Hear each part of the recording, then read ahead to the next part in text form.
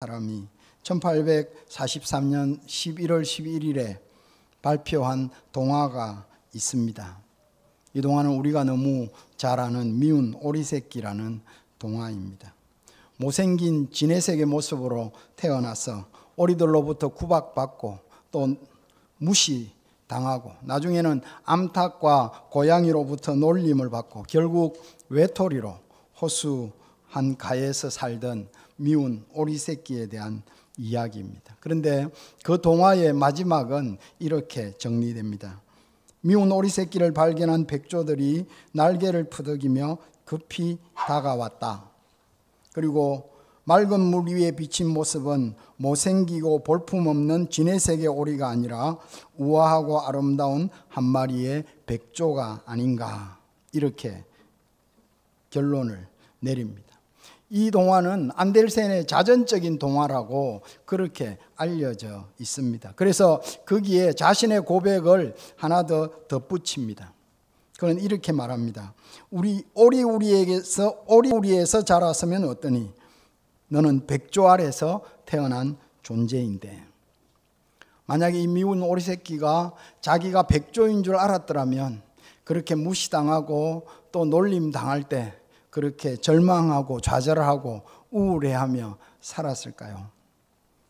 사실 성경도 우리에게 이 사실에 대해서 잘 가르치고 있습니다. 성경은 우리가 자신이 누군지 잘 아는 사람일수록 하나님에 대해서 더 잘 알게 된다라는 것입니다. 구약에서 시작되는 창세기는 아담이 범죄했을 때 하나님께서 아담을 찾으시면서 이렇게 말씀하십니다. 아담아, 내가 어디 있느냐?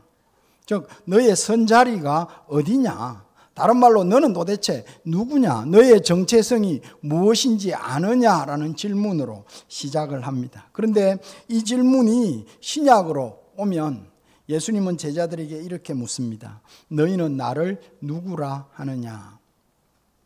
내가 어디 있는지 잘 아는 사람, 너의 위치와 너의 정체성을 제대로 아는 사람, 그런 사람이 예수님이 누구신지, 그들이 믿는 바가 무엇인지를 정확하게 말할 수 있습니다. 즉 위치에 대해서 하나님께서 물으시고 이제 신약에서 예수님께서 너희들이 믿는 믿음의 내용에 대해서 물으십니다. 성경은 언제나 그렇습니다. 자신이 누군지를 잘 아는 사람, 그 사람이 하나님에 대해서 더 잘 알게 된다라는 것입니다. 사실 우리가 살고 있는 이 시대에도 마찬가지입니다. 우리가 살고 있는 이 시대 역시 녹록하지 않습니다. 어떻게 보면 어렵고 힘든 시대를 살고 있습니다. 이런 시대를 어떻게 이길 수 있고 또 어떻게 견딜 수 있는가? 그것은 우리가 누군지를 아는 것부터 시작을 합니다. 고생이라는 말이 있지 않습니까? 고생, 즉 고는 생이다, 이 말입니다. 고통, 고난, 이게 바로 삶이다라는 것입니다. 시편 90편 10절은 모세의 시입니다. 모세는 이렇게 고백합니다. 우리의 연수가 70이요 강건하면 80이라도 그 연수의 자랑은 수고와 슬픔뿐이요 신속히 가니 우리가 날아가나이다, 이렇게 고백합니다. 70, 80 사는 그 연수의 자랑이 뭐냐? 결국 슬픔과 수고다라는 것입니다. 다른 말로 고가 생이다라는 것입니다. 그럼에도 불구하고 생명이라는 말도 있지 않습니까? 다른 말로 하면 생은 명이다, 이 말입니다. 사실 우리가 하나님의 부르심에 응답하면서 고난과 시련 속에서도 살아가며 버티고 견디고 주님을 그렇게 섬겨가는 것, 그것이 바로 명령이다, 하나님의 명령이다라는 것입니다. 그런데 그 명령은 단순한 고난의 명령이 아니고 하나님의 선물이다라는 것입니다. 전도서 3장 13절은 사람마다 먹고 마시는 것과 수고함으로 낙을 누리는 그것이 하나님의 선물인 줄 또한 알았도다라고 고백하고 있습니다. 전도서의 내용을 우리가 잘 알지 않습니까? 헛되고 헛되니 헛되고 헛되도다. 우리의 삶의 모든 것이 사실은 가치가 없는 것이다, 그렇게 말하는 것 같습니다. 그런데 분명히 한쪽에는 분명한 메시지가 있습니다. 우리가 살아가는 것, 우리가 먹고 살고 고생하기도 하고 또는 낙을 누리기도 하는 이 모든 것이 하나님의 선물이다라는 것입니다. 고생이지만 생명입니다. 이것이 하나님께서 우리에게 가르치는 말씀입니다. 그렇다면 우리가 어떻게 이런 슬픔과 수고 가운데서 정말 고생 가운데서 하나님의 선물인 생명을 누릴 수 있는가? 그것은 앞에도 말씀드렸지만 우리가 누군지를 아는 것으로부터 출발을 한다라는 것입니다. 오늘 제가 읽은 말씀을 통해서 우리가 하나님의 교회는 이라는 제목으로 함께 이런 관점에서 본문이 가르치는 것들을 한번 나누어 보려고 합니다. 먼저 본문을 살펴보시면 1절부터 5절에 보면 야곱의 아들들의 이름들이 기록이 되어 있습니다. 즉 아들들과 함께 애굽에 이른 야곱의 숫자를 우리에게 표현해 주고 있습니다. 그런데 이 내용은 창세기 46장의 내용을 그대로 옮겨놓고 요약하고 있음을 볼 수가 있습니다. 창세기 46장 27절에 보면 야곱의 집 사람으로 애굽에 이른 자의 도합이 70명이었더라 이렇게 기록하고 있습니다. 5절에 보면 야곱의 출애굽기 1장 5절 오늘 본문 5절에 보면 야곱의 허리에서 나온 사람이 모두 70이요 요셉은 애굽에 있었더라. 창세기 46장의 내용을 그대로 여기에 옮겨 놓고 있습니다. 출애굽기를 시작하면서 왜 하나님은 창세기의 내용을 요약해서 다시 기록하게 하셨을까요? 그것은 출애굽하는 이 백성들이 누군가, 이 백성들의 정체성이 무엇인가를 가르쳐 주기 위함입니다. 즉 창세기와 연결된 창세기의 그 백성이 지금 출애굽기의 이 백성이다라는 것을 가르치고 있는 것입니다. 그래서 출애굽기 1장 1절을 그대로 번역을 하면 이렇게 말할 수 있습니다. 그리고 그들의 이름은 이러하니라. 그리고라는 말이 다음 성경의 첫 구절이 그리고라는 말로 시작한다는 것이 무엇을 의미할까요? 그것은 앞에 이야기되어 온 그 내용이 이어진다는 것입니다. 즉 지금 이 출애굽기 1장에서 우리가 잘 아는 대로 번성했다는 이유로 학대를 받고 핍박을 당하고 심지어 남자아이가 태어나면 다 죽어야 되는 그런 운명에 처한 이 백성들은 창세기의 그 백성이다라는 것입니다. 창세기의 그 백성이 누구입니까? 우리는 창세기의 가장 중요한 장이 창세기 12장이라는 것도 압니다. 창세기 12장은 하나님이 아브라함을 갈대 우르에서 불러내시고 아브라함에게 약속하시는 사건이 기록이 되어 있습니다. 약속의 첫 번째가 뭡니까? 아브라함은 번성해서 마침내 큰 민족을 이루게 될 것이다. 한 사람이 큰 나라가 되게 해 주실 것이다 라는 것이 하나님의 약속입니다. 두 번째는 가나안 땅을, 지금은 사실은 아브라함 시대에는 자기가 손고 꽂을 땅 한 평 없었음에도 불구하고 하나님의 약속은 가나안 땅을 그들의 후손이 기업으로 차지하게 될 것이다 라는 것입니다. 셋째는 이 아브라함이 복의 통로가 되게 하셔서 온 세상에, 아브라함으로 말미암아 온 세상이 복을 받게 될 것이다 라는 약속이었습니다. 거기에 하나 더 첨가하면 네 번째, 아브라함의 자손 중에 애굽에 가서 400년 동안 이방 왕들을 섬기며 고난을 당하다가 돌아오게 될 것이다 라는 약속이었습니다. 지금 우리가 출애굽기 1장에서 보면서 번성해지고 강성해지는 이것은 바로 아브라함에게 주신 약속이 이루어지고 있다라는 것을 우리에게 가르쳐 주는 것입니다. 그래서 성경이 출애굽기 1장이 창세기로 자꾸 돌아가도록 하고 있습니다. 오늘 본문 5절을 다시 보시면 야곱의 허리에서 나온 사람이 모두 70이요 이렇게 기록합니다. 야곱의 허리에서 나왔다. 우리도 그냥 문학적 표현을 쓸 수가 있습니다. 그런데 히브리어에서 이 허리라는 단어가 굉장히 중요합니다. 허리라는 단어는 다른 말로 하면 환도뼈입니다. 환도뼈라면 생각나는 것이 없습니까? 창세기 32장에 야곱이 천사와 겨루어 싸웠습니다. 그래서 천사가 못 이기는 것을 보고 천사가 야곱의 환도뼈를 쳐서 부러뜨렸습니다. 그래서 야곱은 쩔뚝거렸습니다. 어떻게 보면 야곱이 평생 쩔뚝거리며 걸었을 거예요. 그런데 성경은 그 부러진 뼈를 통해서 자손이 났다라는 것입니다. 다른 말로 하면 야곱의 부러진 허리를 통해서 12아들이 태어났고 애굽에 이른 사람 숫자가 70명이다라는 것입니다. 어떻게 이해하십니까?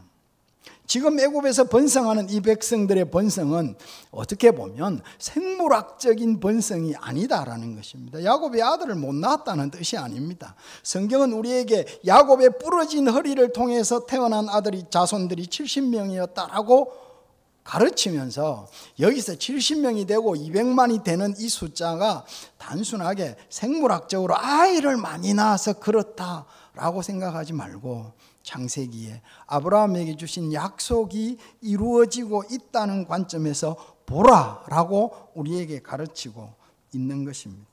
계속해서 보면 6절 7절도 마찬가지입니다. 요셉과 그의 모든 형제와 그 시대 사람은 다 죽었고 이스라엘 자손은 생육하고 불어나 번성하고 매우 강하여 온 땅에 가득하게 되었더라. 어떻게 생각하십니까? 이 요셉과 그 시대 사람들이 다 죽었다. 그러면 어떤 결론이 나겠습니까? 다 죽어서 줄었더라. 뭐 이래야 되지 않습니까? 그런데 성경은 요셉과 그 형제들과 그 시대 사람들이 다 죽었는데 오히려 더 번성하고 더 강대해졌다라는 것입니다.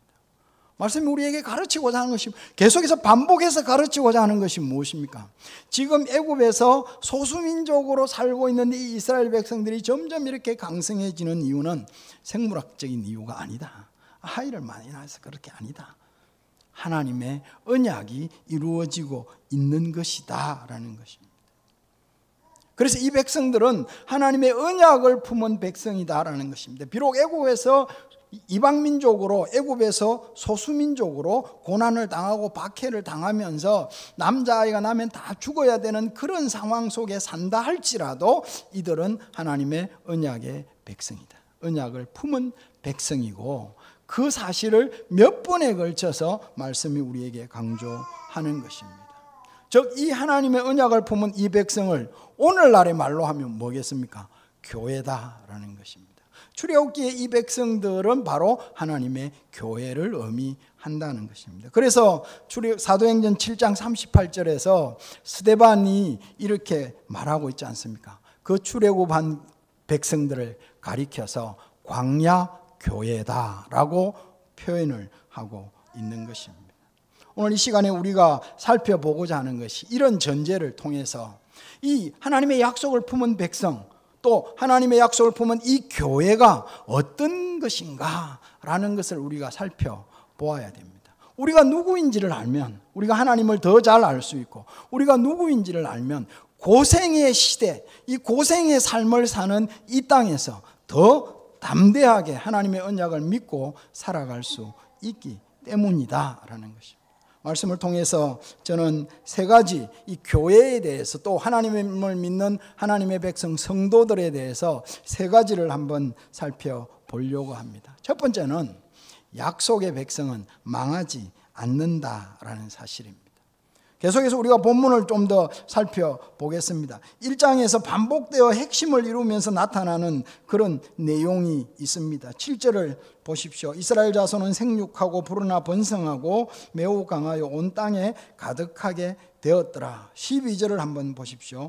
그러나 학대를 받을수록 더욱 번성하여 퍼져나가니 애굽 사람이 이스라엘 자손으로 말미암아 근심했다라고 기록을 하고 있습니다. 심지어 9절에 보면 애굽 왕조차도 이렇게 염려합니다. 이 백성 이스라엘 자손이 우리보다 많고 강하도다. 진짜 많았겠습니까? 진짜 강했겠습니까? 권력과 군사력과 경제력을 다 그 땅에 왕과 백성들이 가지고 있었습니다. 이스라엘 백성들은 소수민족이었습니다. 그런데 그들이 볼 때에 숫자와 상관없이 그들이 더 강해 보이는 것입니다. 가진 것과 상관없이 그들이 더 많이 가진 것 같아 보이는 것입니다. 이러다가 뒤집히겠다 이런 생각을 갖게 된 것입니다. 이 애굽 왕도 그렇게 생각할 정도로 이렇게 번성한 이렇게 뭔가 내공을 가진 이런 백성이 무엇 때문입니까? 우리는 앞에서 살폈습니다. 약속을 품었기 때문입니다. 하나님의 약속을 받은 백성입니다. 이 하나님의 약속을 받은 백성, 이것이 오늘 본문의 기초라는 것입니다. 그렇기 때문에 요셉을 알지 못하는 왕이 태어나고, 그래서 고난과 박해와 핍박을 가하고, 심지어 남자아이가 나면 다 죽이라는 명령을 해도 어찌할 수가 없는 것입니다. 남자아이가 태어나면 다 죽이라는 명령을 받았는데, 그 명령을 한 왕궁에서 누가 자랐습니까? 이스라엘을 구원할 모세가 자라고 있었다라는 것입니다. 어떻게 생각하십니까? 하나님께서 하나님의 교회를 어떻게 다루시는지 우리는 보는 것입니다. 하나님의 약속을 소유한 백성이 어떻게 되는지를 우리에게 가르쳐 주고 있습니다. 사랑하는 성도님 여러분, 하나님의 교회는 결코 파지지 않습니다. 하나님의 교회는 결코 무너지지 않습니다. 인간의 조직은 세월이 가면 무너지게 되어 있습니다. 화무 11홍, 아무리 이쁜 꽃도 10일 가면 떨어진다. 권불 10년, 아무리 힘 있는 권세라도 10년 넘어가기 어렵다.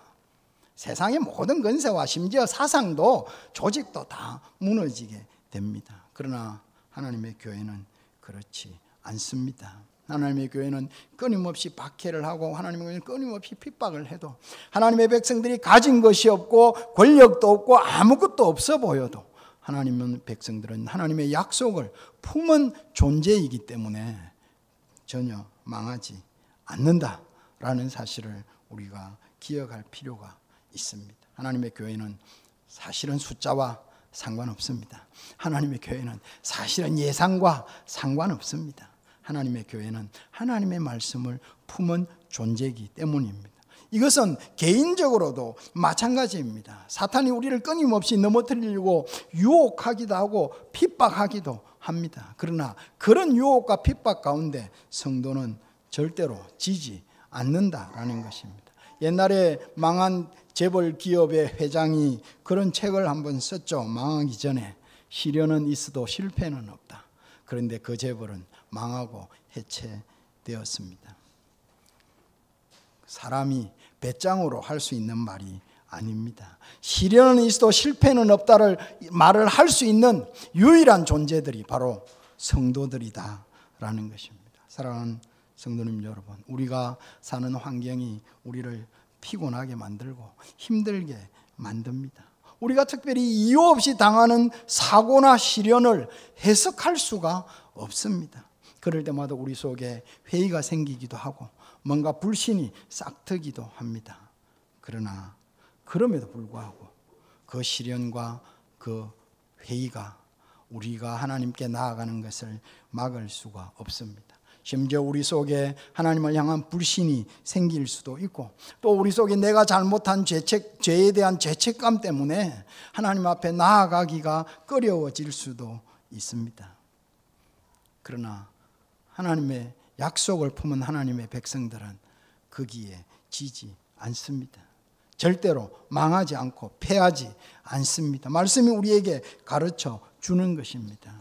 그들이 비록 소수민족으로 여러 가지로 숫자적으로 재정적으로 군사력적으로 아무것도 없어도 그들은 하나님의 약속을 품은 백성이기 때문에 번성하고 강대해져 갔다라는 것입니다. 우리는 종종 이걸 잊어버릴 수가 있습니다. 미운 오리 새끼처럼 자신이 오리 중에 가장 못난이고 가장 모자라는 그런 오리로 태어났다고 착각할 수가 있습니다. 그러나 우리는 미운 오리 새끼가 아니고 고결한 백조로 태어난 하나님의 백성입니다. 그래서 베드로전서 2장 9절이 우리에게 이렇게 말씀합니다. 오직 너희는 택하신 족속이요 왕같은 제사장이요 거룩한 나라요 그의 소유된 백성이니.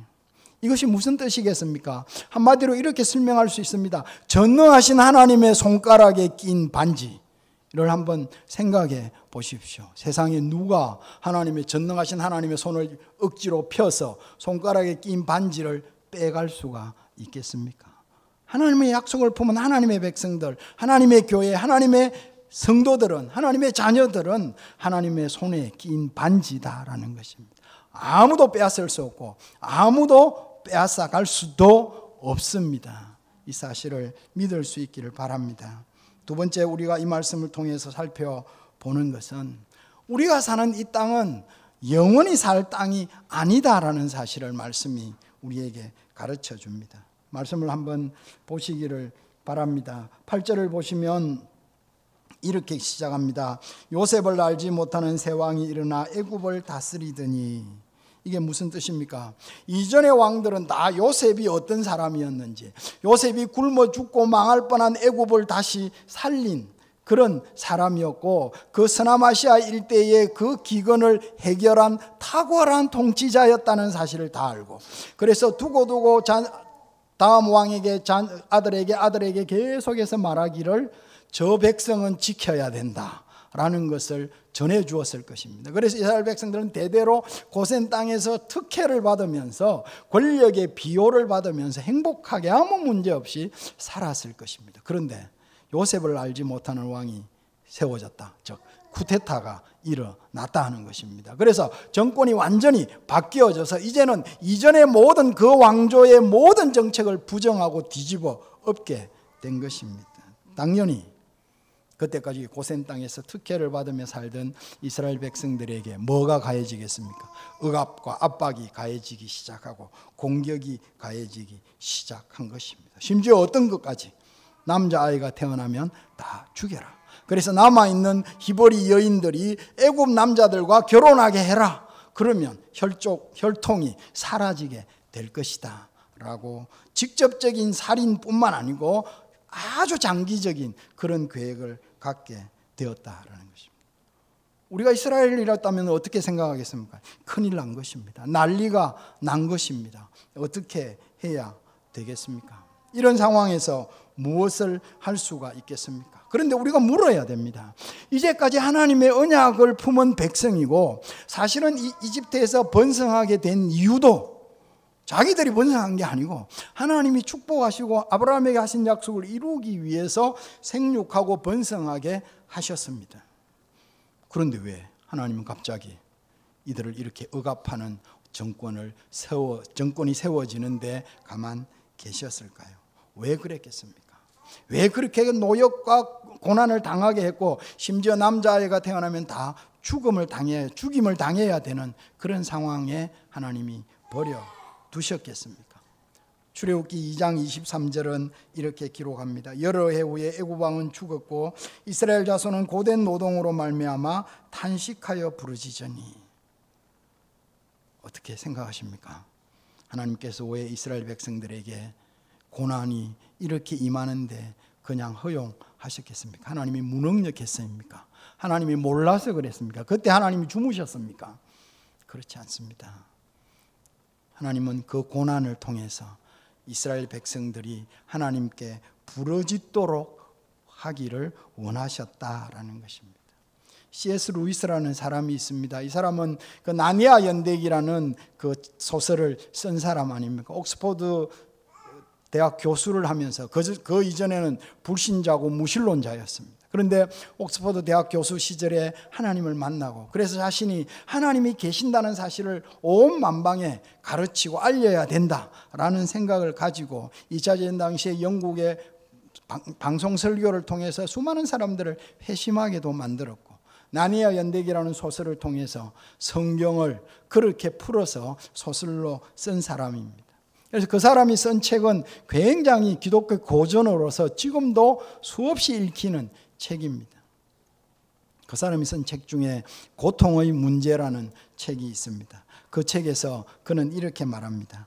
하나님은 쾌락 속에서 우리에게 속삭이시고 양심 속에서 말씀하시며 고통 속에서는 소리치십니다. 고통은 기먹은 세상을 불러 깨우는 하나님의 메가폰입니다. 그냥 깨워도 안 일어나니까 아예 메가폰 들고 우리를 깨우는 하나님의 목소리다. 그것이 뭐냐면 고통이다. 이렇게 이해를 하고 있습니다. 하나님께서 고난과 노역을 통해서 이스라엘 백성들을 깨우신 것입니다. 그래서 하나님 앞에 기도하게 하셨다라는 것입니다. 출애굽기 2장 24절 25절에 보면 이스라엘 백성들이 당하는 그 고통에 찬 부르짖음에 이렇게 기록하고 있습니다. 하나님이 그 고통 소리를 들으시고 아브라함과 이삭과 야곱에게 세우신 그 언약을 기억하사 하나님이 이스라엘 자손을 돌아보셨고 하나님이 그들을 기억하셨더라. 들으시고 보시고 기억하셨다라고 우리에게 강조하고 있습니다. 왜 하나님께서 그런 고역을 허락하게 해 주신 것일까요? 기도하게 하시는 겁니다. 우리가 이 땅을 살아가면서 이해할 수 없는 고난이 생기고 이해할 수 없는 어려움이 생기고 왜 나에게 이런 일이 생겼는가? 왜 나는 뭔가 좀 제대로 정리가 잘 안 되는가? 이런 생각을 할 때마다 왜 하나님이 안 계신 게 아니고 하나님이 우리를 불러 깨워서 기도하게 하신다라는 사실을 기억하면 좋겠습니다. 동시에 우리는 여기에서 또 아브라함에게 하신 약속을 기억해야 합니다. 창세기 15장 13절에 보면 내 자손이 이방에서 객이 되어 그들을 섬기겠고 그들은 400년 동안 내 자손을 괴롭게 하리니 이렇게 말씀합니다. 400년 동안 괴로움을 당하는 것, 그래서 어쩌라는 것입니까? 하나님께 기도할 뿐만 아니고 아브라함에게 주신 약속이 기억나는 것입니다. 얻은 땅, 가나안 땅을 내 자손의 기업으로 줄 것이고 그들은 이 땅을 차지할 것이다.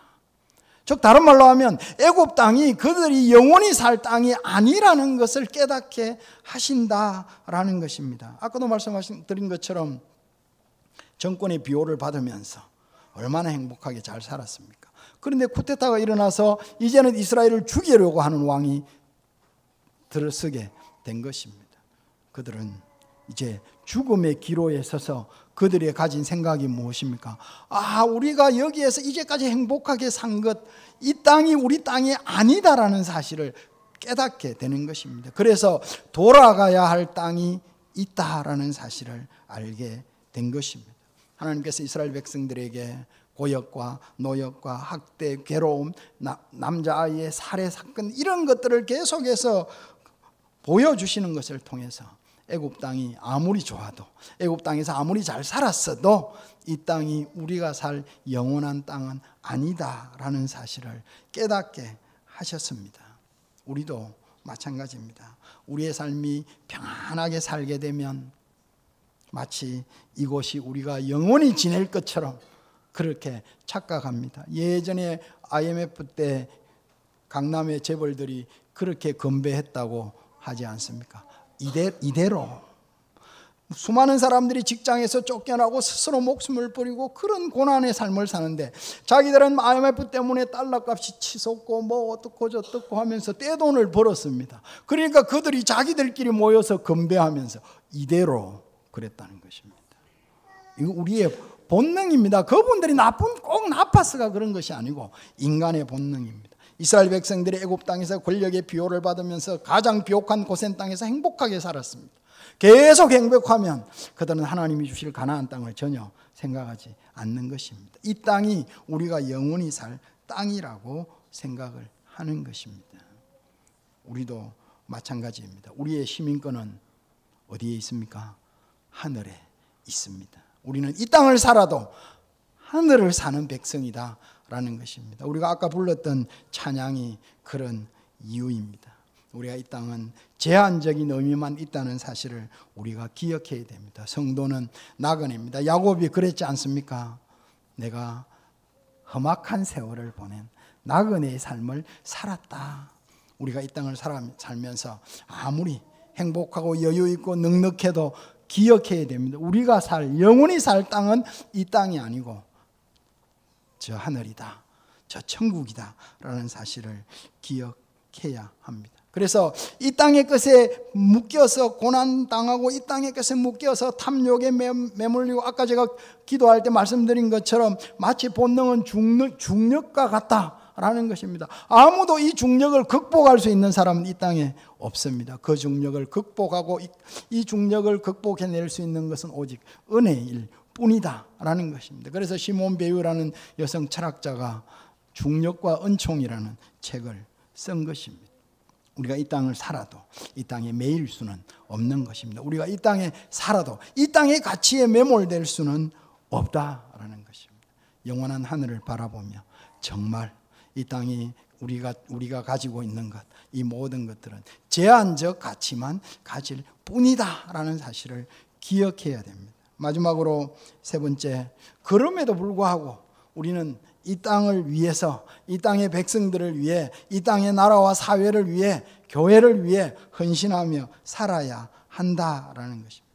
17절을 한번 보시기를 바랍니다. 17절에 15절에 보면 애굽 왕이 히브리 산파 십브라 하는 사람과 부하라 하는 사람에게 말했다라고 기록합니다. 그들은 하나님을 두려워하여 애굽 왕의 명령을 어기고 남자 아기들을 살렸다라고 기록합니다. 히브리 산파가 누굽니까? 히브리 할머니들입니다. 이 할머니들은 십브라와 부하라는 할머니였습니다. 왕이 명령에 의해서 남자 아기가 태어나면 다 죽여야 했습니다. 그런데 이 할머니 두 사람이 남자 아기가 태어나도 안 죽이고 감추어서 살린 것입니다. 이것이 어찌된 일입니까? 누가 왕의 명령을 거역하고 이런 일을 할 수 있겠습니까? 그 사람이 바로 십브라와 부하입니다. 말씀을 우리가 문맥적으로 읽어보면, 그러면 이스라엘 백성들이 생육하고 번성해서 강대하게 된 이유가 어디 있습니까? 하나님의 언약입니다. 그런데 그 언약이 이 땅에 실현되는 방법이 무엇이었습니까? 십브라와 부하라는 이 할머니들을 통해서 남자아이가 안 죽고 살아나게 되어서 이렇게 되었다는 것을 가르치는 것입니다. 루트는 이런 말을 했다고 합니다. 하나님께서는 암소의 젖을 짜실 때조차도 사람의 손을 사용하신다. 하나님의 역사가 이 땅에 이루어지는 것은 하나님이 사람을 사용하셔서 이루신다라는 것입니다. 사랑하는 성도님, 본문 2장 1절을 한번 보시기를 바랍니다. 레위 가족 중 한 사람이 가서 레위 여자에게 장가 들었다라고 기록하고 있습니다. 출애굽기의 주인공이 누굽니까? 하나님입니다. 그렇다면 출애굽기의 사람 주인공은 누구겠습니까? 모세 아닙니까? 모세. 그런데 사실 이 레위 가족 중 한 사람이 가서 레위 여자에게 장가 들었다, 이건 모세 엄마 아버지에 대한 기록입니다. 그런데 왜 이름이 없을까요? 물론 저 뒤에 가면 6장에 가면 아므람과 요게벳이라는 이름이 등장합니다. 그런데 사실 주인공이 누구 엄마 아버지 밑에서 태어났다는 것이 딱 기록이 되면 좋지 않겠습니까? 그 사람 이름은 뺐습니다. 그런데 할머니 산파 십브라와 부하라는 사람의 이름은 딱 기록을 하고 있는 것입니다. 1장 2장을 읽어가면 십브라와 부하라는 사람의 이름이 있는데 대신 모세의 어머니 아버지 이름이 없다. 성경이 가르치고자 하는 것이 무엇인지 우리에게는 느낌이 오는 것입니다. 모세 엄마 아버지보다 더 중요한 것은 이 십브라와 부하라는 할머니가 하나님의 명령에 순종하고 왕의 명령을 거역하면서 남자아이들을 살리는 것을 통해서 하나님의 언약이 이루어졌다는 것을 우리에게 가르쳐 주는 것입니다. 사랑하는 성도님 여러분, 이 땅은 우리가 영원히 살 땅은 아닙니다. 그래서 죄 많은 이 세상 내 집 아니니까 갖다 다 바치고 하고 이런 문제가 아닙니다. 이 땅이 비록 우리가 영원히 살 땅은 아니지만 그럼에도 불구하고 하나님은 우리에게 명령하시는 것입니다. 이 땅에서 십브라와 부하처럼 하나님의 언약의 공동체를 위하여, 하나님의 백성들 성도들을 위하여, 이 땅과 사회를 위하여 헌신하고 치열하게 살아라 라고 우리에게 가르쳐 주고 있는 것입니다. 사랑하는 성도님 여러분, 어떻게 생각하십니까?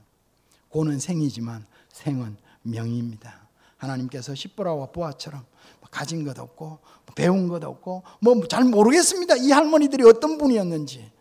그러나 이분들은 하나님 나라의 역사에 결정적으로 기여했습니다. 그들은 세상 왕의 명령을 어기고 참된 왕이신 하나님의 명령에 순종함으로 하나님의 역사를 섬긴 것입니다. 우리도 마찬가지입니다. 이 땅의 삶이 천국에 비하면 아무것도 아닌 것 같지만 그럼에도 불구하고 하나님께서 우리에게 이 땅을 섬기면서 살아라고 명령을 하시는 것입니다. 내가 가진 것이 아무것도 아니라 할지라도, 내가 가진 별거 없고 내가 가진 능력이 아무것도 아니라 할지라도 그것을 사용해서 하나님의 교회를 섬기고 성도들을 섬기고 이 땅과 사회를 섬겨서 하나님이 통치하시는 참된 왕이신 것을 나타내라고 말씀을 하고 있습니다. 마지막으로 19절부터 20절을 한번 보시기를 바랍니다. 1장 19절은 이렇게 기록합니다. 산파가 바로에게 대답하되 히브리인은 애굽 여인과 같지 아니하고 건강하여 산파가 그들에게 이르기 전에 해산하였더이다 하매 하나님이 그 산파들에게 은혜를 베푸시니 그 백성은 번성하고 매우 강해지니라. 21절 그 산파들은 하나님을 경외하였으므로 하나님이 그들의 집안을 흥왕하게 하신지라. 주의 나라를 위해 섬기고 봉사한 사람들을 하나님은 외면하지 않으십니다. 착하고 충성된 종아, 내가 작은 것에 충성하였으니 많은 것으로 내게 맡기리니 내 주인의 즐거움에 참여할지어다. 그것이 하나님이 우리에게 주시는 약속입니다. 말씀을 마치겠습니다. 성도는 가진 것이나 숫자나 이것이 문제가 아니고 하나님의 백성입니다. 교회는 숫자가 문제가 아니고 예산이 문제가 아닙니다. 하나님의 말씀을 품은 공동체가 교회다라는 것입니다. 우리는 왕이고 제사장이고 하나님의 보배입니다. 하나님의 전능하신 하나님의 손가락에 끼인 반지라는 사실을 잊지 마시기를 바랍니다. 약속의 백성은 결코 망하지 않습니다. 내가 세상 사람들이 나를 어떻게 판단해도 우리는 하나님의 자녀입니다. 흔들리지 않는 자존감, 담대함으로 이 땅을 살아갈 수 있기를 바랍니다. 그럼에도 불구하고 이 땅이 우리가 영원히 살 땅이 아니라는 사실을 잊지 마시기를 바랍니다. 고난은 기도하도록 불러 깨우는 하나님의 메가폰이고 고난은 영원한 본향을 바라보도록 하시는 하나님의 뜻이라는 것을 기억하면서 고난 가운데 시련 가운데서 하나님께 기도하고 마침내 이루어질 영광의 그 마지막 날을 사모하면서 살아갈 수 있기를 바랍니다. 그럼에도 불구하고 이 땅은 우리가 섬겨야 할 땅입니다. 우리는 교회를 위해 사회를 위해 섬겨야 합니다.